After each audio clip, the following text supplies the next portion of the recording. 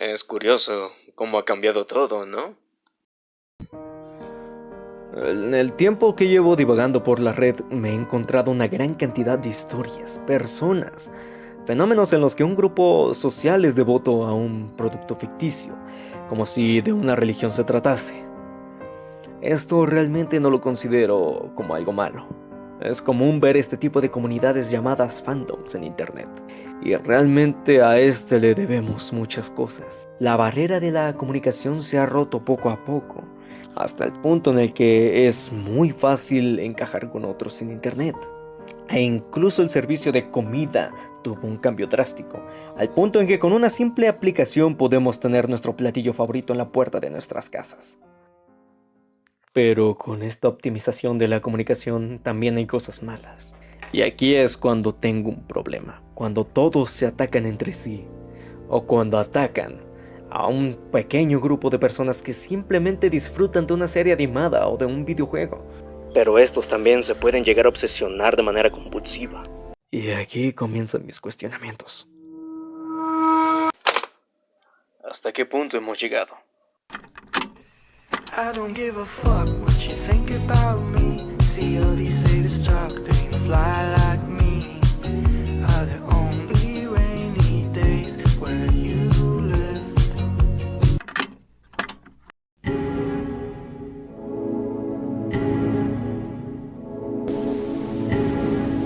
Antes de comenzar y para entender lo que trato de expresar, es necesario brindar un poco de contexto. Primero que nada hay que entender lo que significa fandom. El término fandom es totalmente un anglicismo, derivado de las palabras fan y kingdom, traduciéndolo como una comunidad de fans. Este tipo de tribus urbanas ya existían desde hace mucho tiempo en realidad, incluso antes de formalizarse el término. En el siglo XIX ya existían estos grupos de individuos seguidores de la ficción comercializada, siendo la fiebre de Werther uno de los primeros antecedentes. Un fenómeno en el que el enfoque principal era la novela llamada Las desventuras del joven Werther. La obra fue tan querida en Europa que en poco tiempo se volvió normal ver a gente vestida con las mismas prendas que las del protagonista.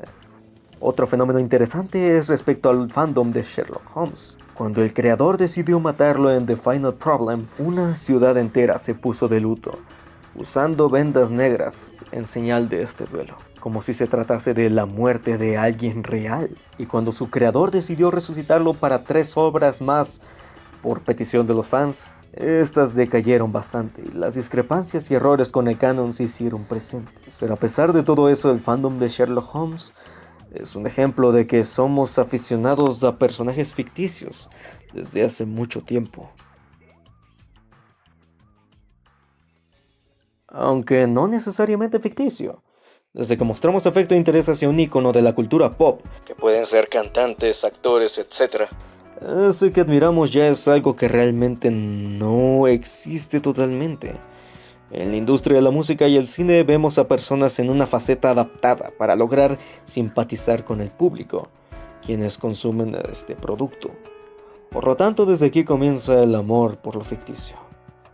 Pero a final de cuentas la realidad se mantiene un poco en el individuo al que se admira.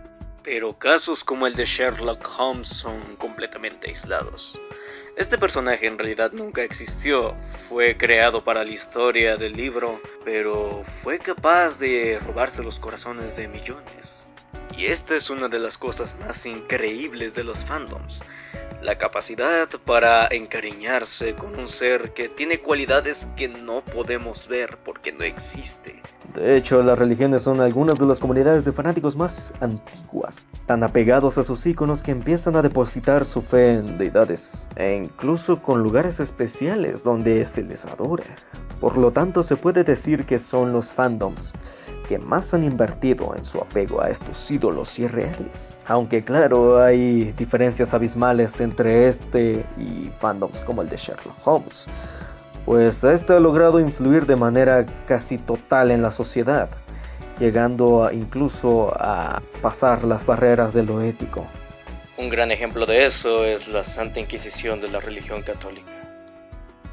Pero este no es el enfoque principal del video, sino algo más contemporáneo. Con la llegada de internet se optimizó la comunicación Creo que eso ya lo establecimos desde un inicio. Los llamados foros, que resultaron en poco tiempo siendo espacios de conversación efectivos, para que todas estas personas pudieran compartir su gusto entre ellos. Actualmente, páginas como Fandomicon o las aplicaciones como Amino son un ejemplo muy claro de estas comunidades. Y cientos más páginas dedicadas a fanáticos, siendo en su mayoría categoría furry, otaku o gamer. Y poco a poco estas comunidades se hacen más grandes, al punto en que hay comercios, mercancía, y ya no es algo extraño ver convenciones, lugares donde todas estas personas se pueden juntar y son libres de expresarse. Más recientemente, los que más han cobrado relevancia en estos últimos años han sido los furry fandom y los otakus, sectores en los que vamos a tomar un poco más de énfasis.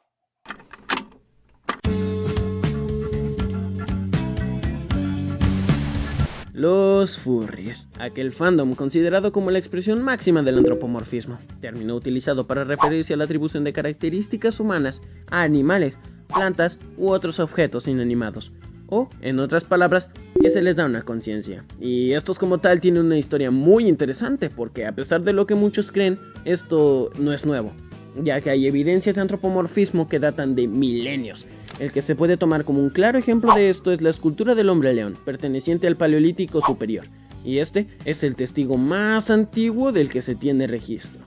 Además, se cree que el antropomorfismo surgió gracias a un cambio de percepción por parte de los humanos, naciendo como una forma de sentir empatía y respeto hacia los animales que consumían.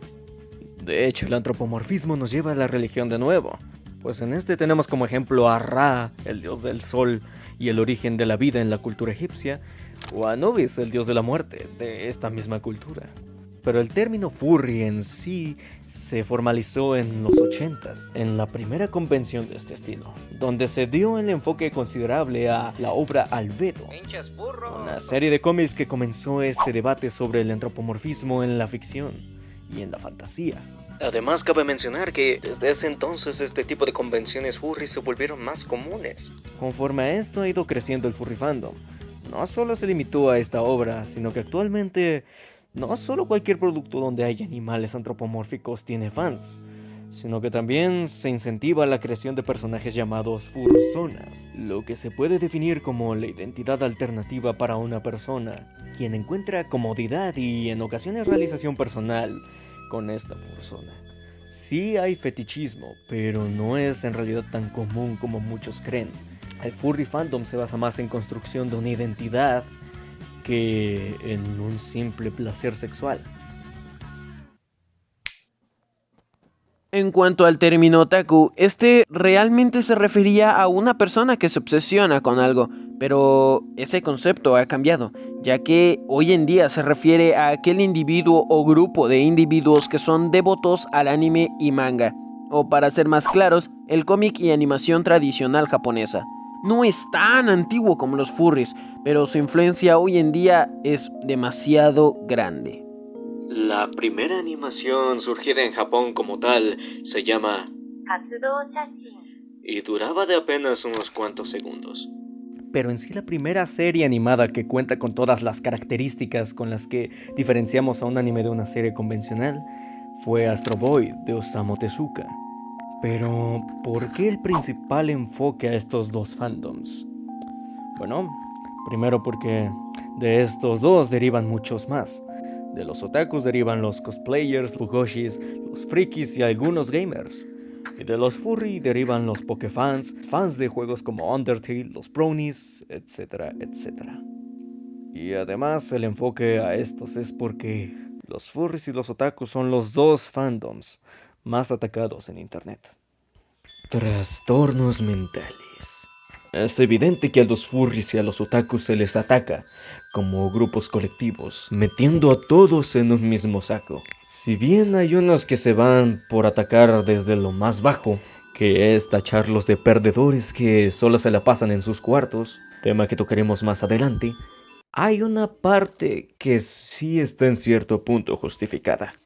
Y es que realmente hay una zona oscura en estos dos lados. La pedofilia y la zoofilia son problemas reales.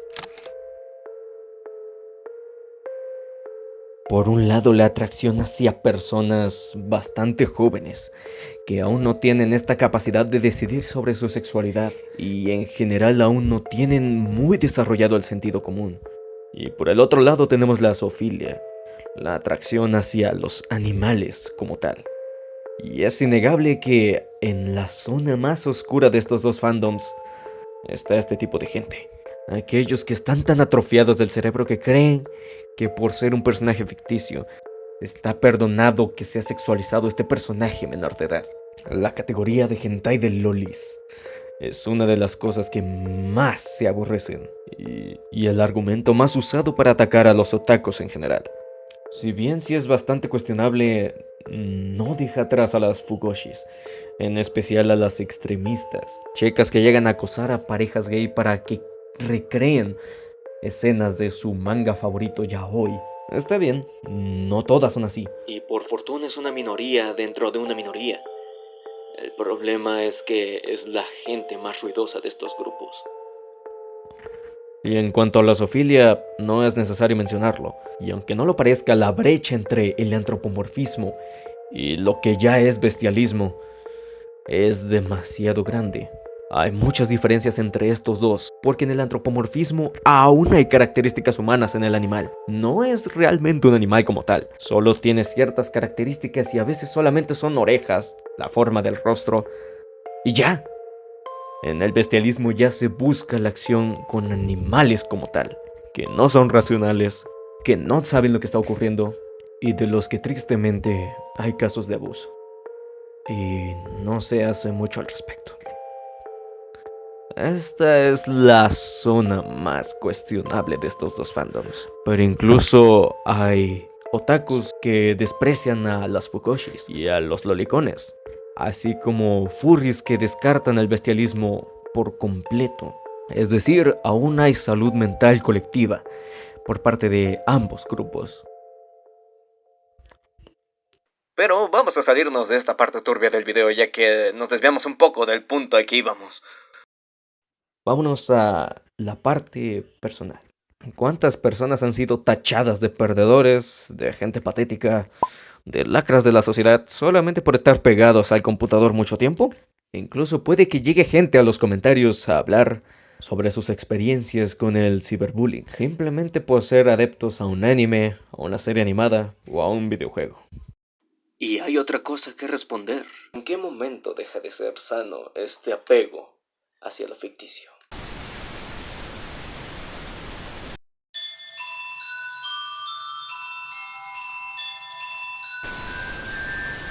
En este aspecto, tal vez lo más cuestionable es aquello de lo que nadie se salva. Y sí, me refiero a la shediafilia, que hace alusión a la atracción sexual y sentimental por personajes ficticios, ya sea de una caricatura, de un videojuego, de una película, etc. Y con el pasar del tiempo, esta que se considera parafilia se ha vuelto muy presente en nuestra sociedad actual. Así es, aquí llegamos al plano más profundo, donde la persona siente afecto a un personaje 100% creado por alguien más. Ya no es raro ver a personas que tratan a estos mundos y personajes ficticios como si fueran personas reales, como si fueran familiares muy cercanos, defendiéndolos a capa y espada cuando se les cuestiona sobre esta obsesión. Esto en sí ocurre con base a la identificación de personajes. Uno mismo se proyecta a través de ellos, pero el grado de obsesión dependerá de la salud mental y emocional del individuo. Y es cuando el sentimiento salta a nuevos límites, pasando al lado erótico incluso. Y de aquí vienen el ecchi y el hentai y en sí todos los dibujos de regla 34, arte erótica. Este tipo de contenidos no siempre es totalmente explícito, pero no es lo único que se intenta saciar. La shediafilia ocurre porque, aunque muchos obsesionados con esta cosa no lo quieran aceptar, aún plasmamos a lo real. La figura humana por naturaleza nos parece atractiva. Incluso en el furry fandom se mantiene parte humana en el personaje. La shediafilia no solo se refiere al atractivo físico, como lo establecimos hace un momento, sino al emocional también. Ahora ya no es difícil el responder porque hay tanta gente enganchada con esto, al punto en el que llegan a dejar a un lado las relaciones sociales reales.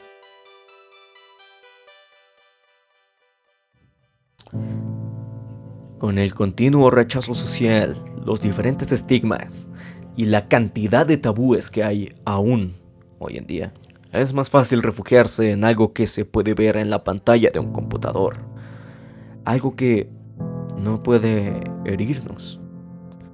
Para mucha gente es muy difícil el interactuar con otros físicamente, porque existe el riesgo del rechazo, el menosprecio o incluso sufrir ante una persona tóxica. Con un ser virtual esto no ocurre, no solo porque no es necesaria la interacción como tal, incluso cuando lo es, solo es para el bien del usuario.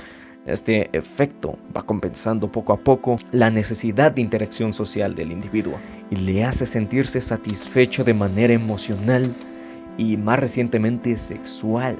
Un claro ejemplo que tenemos y que está haciendo un gran boom son las VTubers.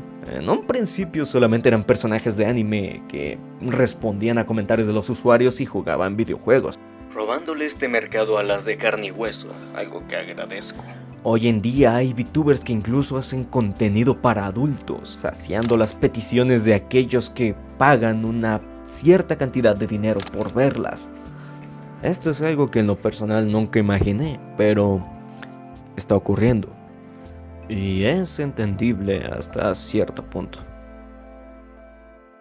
Por ello ha crecido tanto este fenómeno, porque sí, hay muchas formas de comunicarnos hoy en día, pero ha decrecido nuestra empatía. Y realmente no sabemos cómo usar adecuadamente el medio que se nos ha brindado, incluyendo esto el hecho de que por naturaleza nos inquieta el ver algo que no es común o que no es moralmente aceptado, como la gente que se tatúa, que son tachados con múltiples prejuicios por el simple hecho de haber querido imprimir algo en su piel para adornarla, por el solamente querer sentirse bien con su cuerpo, son criticados. Tiempo atrás la gente que tenía este tipo de gustos era repudiada, vistos como bichos raros, y aún ocurre. No niego que hay personas que han llegado a extremos muy extraños y perjudiciales para su salud. Podemos mencionar de momento a Alix Henriol, una chica francesa que se proclamaba ser la esposa de Sonic el Erizo, o a Chris Chan, un chico con una historia bastante extensa que se refugió en el mismo personaje, llegando al grado de obsesión y de crear su propia versión del ya mencionado Sonic Who, una serie de historietas que de hecho llegó a utilizar para intentar seducir a compañeras de clase y para desahogar su odio hacia una maestra. Y obviamente esto no es la manera más sana de expresarse para un niño. Obviamente trastornos como el autismo favorecieron esto, pero no lo justifica. Quitando este tipo de personas por un lado, vivimos en una sociedad que discrimina, que no respeta el derecho ajeno, que solo por unas lacras mete a todos en el mismo saco, como pasa con los adultos, poniendo por ejemplo en nosotros los adolescentes esta etiqueta de gente ignorante y sin control. Y esto es peor en internet, donde el anonimato es fácil de mantener, por lo que todo el mundo es interesante e impresionante. Y ya saben, es divertido atacar hasta el hartazgo a un grupo de personas que tienen una simple afición, y por lo general sin razón alguna, más que el hecho de que son personas con gustos particulares. Por esto y más que nada, cada vez es más común ver a gente que prefiere interactuar con un ser que no existe que con una persona real. No hay prejuicios, ni intolerancia. Solo el sentimiento de que con él o ella puedes sentirte menos peor.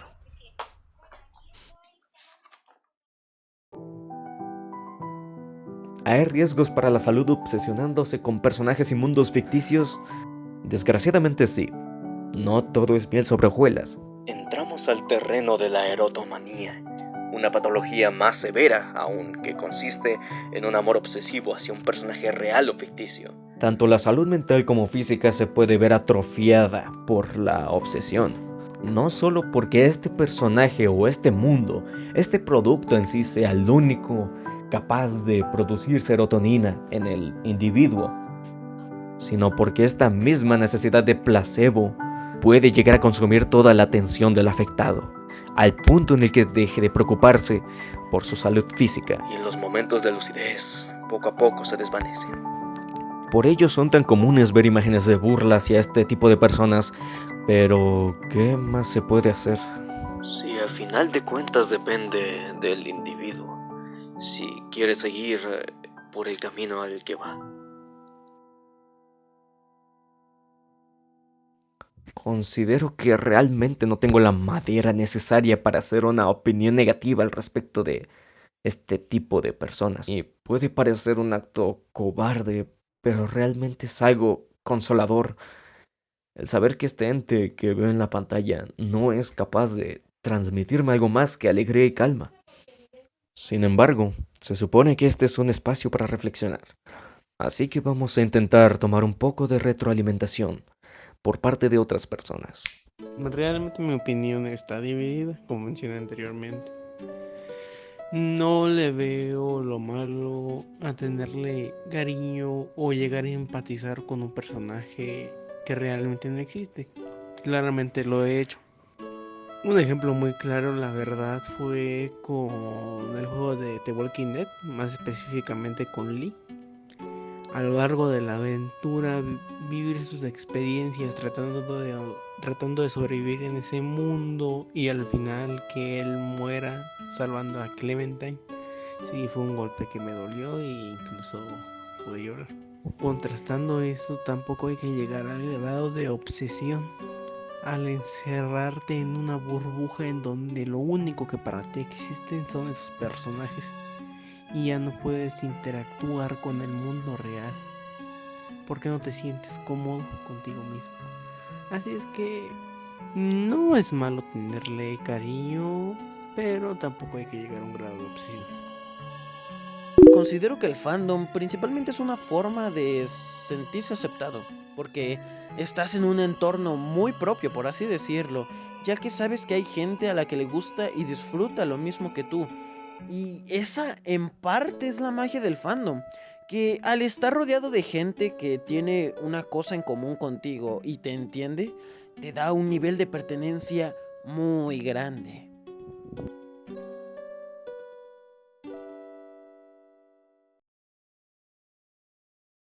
Escribí un ensayo referente al mismo tema.